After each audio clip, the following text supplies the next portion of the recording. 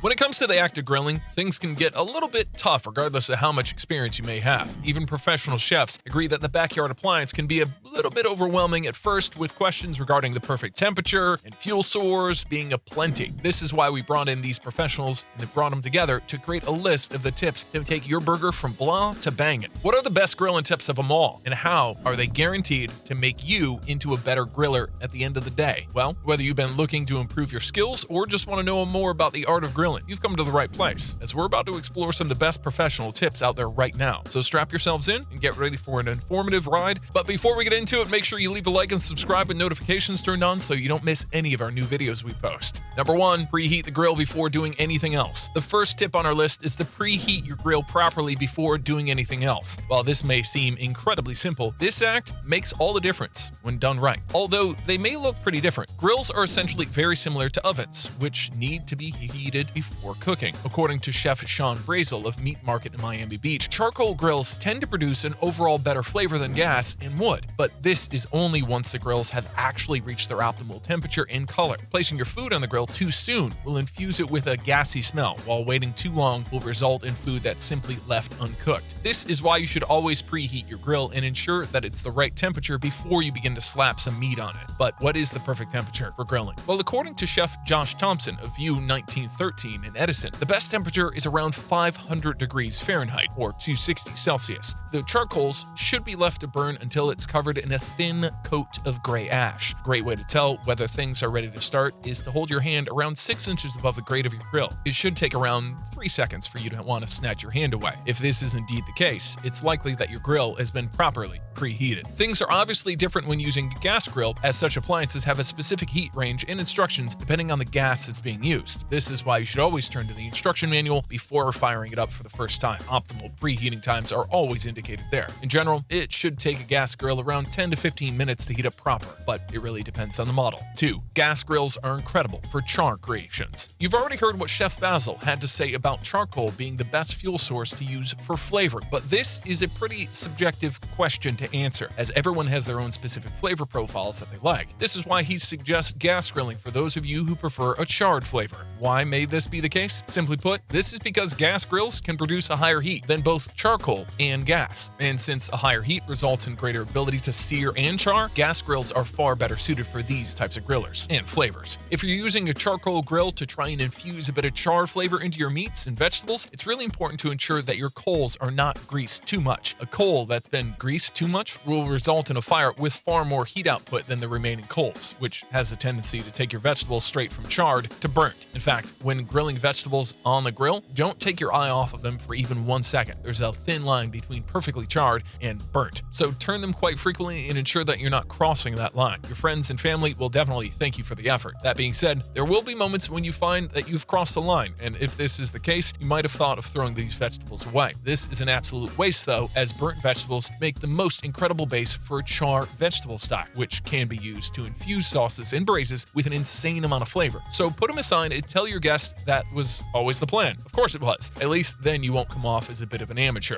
3. Don't forget to use the lid. The lid of a grill isn't just there to protect its cooking surface from the outside elements. In fact, chefs have on many occasions suggested that these lids be used strategically by grillers to infuse foods with a smoky flavor that just cannot be matched when cooking in the kitchen. You'll also come to learn that different forms of charcoal have a tendency to create different flavor profiles when food is cooked this way. Mesquite and hickory charcoal, for example, produce a smoke flavor that's perfect for rump steaks. You'll only be able to taste the difference if you close the lid from your grill from time to time. Knowing full well that this power exists, you may want to purchase yourself an outside appliance which allows you to keep eyes on your food even when the lid's closed. This ensures that the lid can be closed for as long as possible without the griller having to open it up to check whether the food is burning or not. Quite a bit of smoke is lost when that lid is open over and over again. So if you're a fan of smoky flavor profiles, a grill with a transparent window might be a great choice at the end of the day. 4. Don't ignore the smoker. While on the topic, there are some grillers out there with combination grills that are absolutely ignoring the smoke and functionalities of their prized possessions. According to Chef Basil, charcoal grills with a smoker are incredible tools that are great for preparing a number of different dishes. Although not as fast as high-intensity grilling, smokers are often designed with different sections and are optimal for slow roasted foods such as briskets and chicken. When using this dual functionality of your grill, you should always follow the simple rules of smoking, as otherwise you'll be over-smoking your foods and ending up with terrible tastes in your mouth. Before letting your food cook for a few hours, you should always ensure that there is a sufficient amount of water and humidity in your smoker. You'll always need to ensure that your smoker is burning at the right temperature, as otherwise over-smoking is a given. Luckily for you, most smokers have a dial showing optimal temperatures, so ensure that you're staying within the green sector, you'll be alright. Lastly, wrapping slow roasted vegetables in foil that produces a pretty amazing confit effect on corn and sweet potatoes. So try this out if you're looking to impress your guest. 5. Choose the best meats for the job. If you want to lose before even firing up the grill for the first time, just walk into a supermarket and choose the first steak you set your sights on. This point was emphasized by Chef Samuel Hess of Gray's Restaurant and Bar, who informed us that the most important first step for any griller is to choose the right protein-packed meats. Meats that are suitable for grilling always yield to the touch and not spring back immediately after you prod them. Meats that fit this description and have a little bit of marbling are great choices. This is due to the fact that marbling affects the tenderness, texture, and juiciness of the meat, so long as the meat has been cooked long enough to break the proteins down. Do this wrong, and you'll be left with a tough, stringy steak.